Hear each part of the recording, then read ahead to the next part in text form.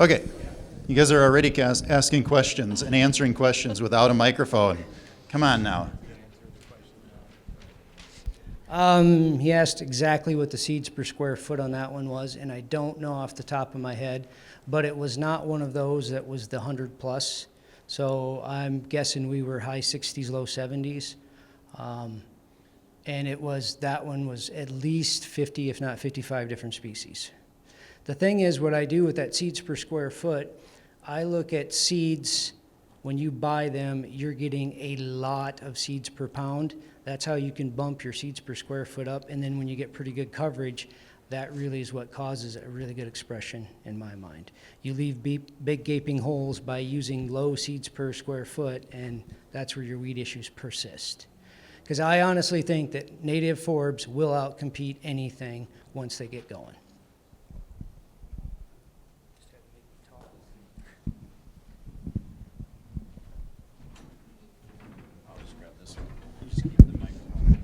Any more questions?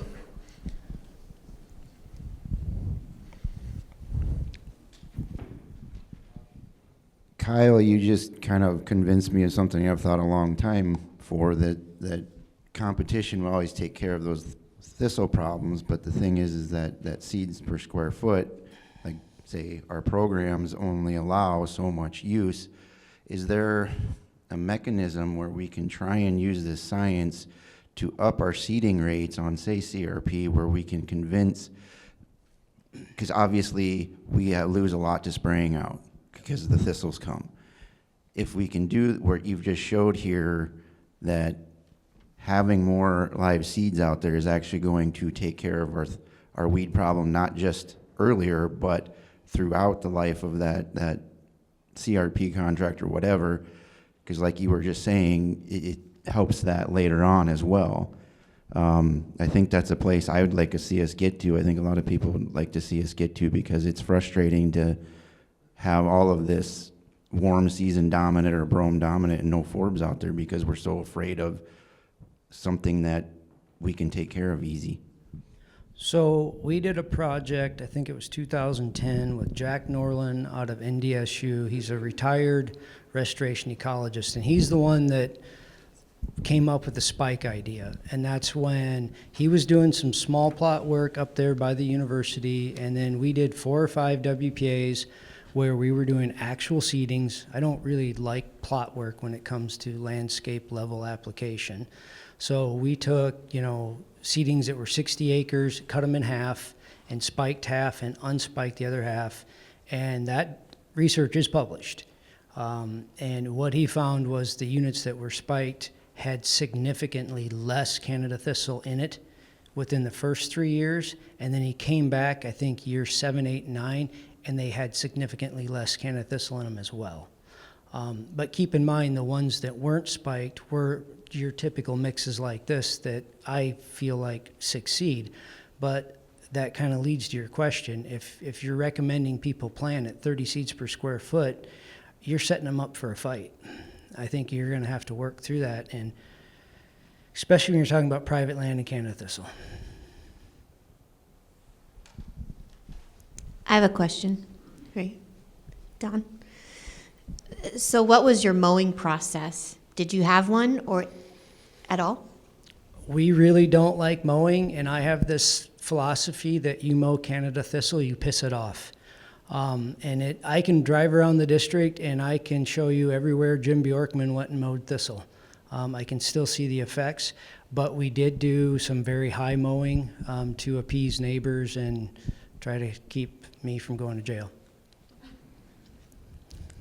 You answered my question. We had an area in, my question was going to be to appease the neighbors, what would have been the disadvantage of mowing? You answered that, but because we had an area in Bonham that the neighbor was so upset with us that he went and clipped it himself. Yep. Our property. He didn't want the seed blowing onto his, so he went and clipped it. Well, I told you, Dean's dad got in the tractor and went out on my side of the fence next to their property and cleared out about 30 feet. And then he hit a couple, he just drove him crazy. And keep in mind, this is I don't even know how old Dean's dad was at the time, but he had to be late 80s, farmed his whole life, and it got to him. Yeah, well, that might have been Dean's plan. So, if you can manage to be hands off, it'll work. And to be honest with you, this is not my idea. I was at a presentation in North Dakota, and 2 Fish and Wildlife Service people came over from Detroit Lakes, and they've been doing it over there since the 70s. And it was their exact prescription: throw as much diversity out there and walk away from it and let it be. And it works pretty well. No questions from Barry. Kyle, I just wanted to point out that our seedings are old brome fields with no weed control for years. And do you feel like crop that has a history, 10-year, 20-year history of being cropped, that they have less Canada thistle pressure when they're seeded? I have seen food plots, big food plots, that have been farmed for 40 plus years. I've seen new acquisitions that have a farming history longer than that, and the minute you stop farming them, you have Canada thistle. I don't pretend to be an expert on Canada thistle, seed bank, and dispersal, but I think they have quite a longevity in the seed bank. The thing we kind of utilize, and I don't even know if it's something other people can, but there is information on Canada thistle dispersal, and some of it is actually quite old, like 1960s, that viable seed does not get further than 10 feet from the plant.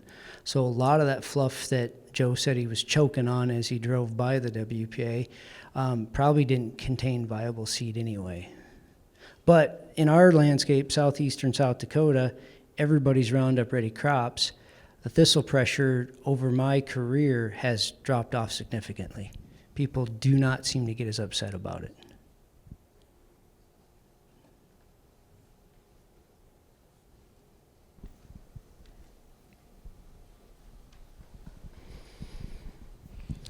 I'm going to start off with I'm asking for a friend.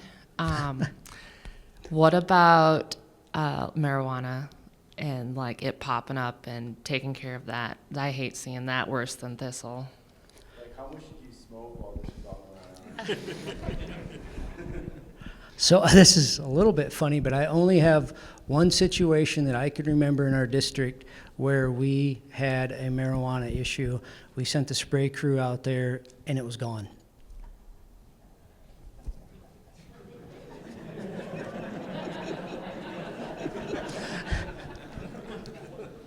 I don't know anything about controlling marijuana. We don't really see it. And I know Lake Andes does have quite a big issue with it down there, and I don't really know what they do with it. So.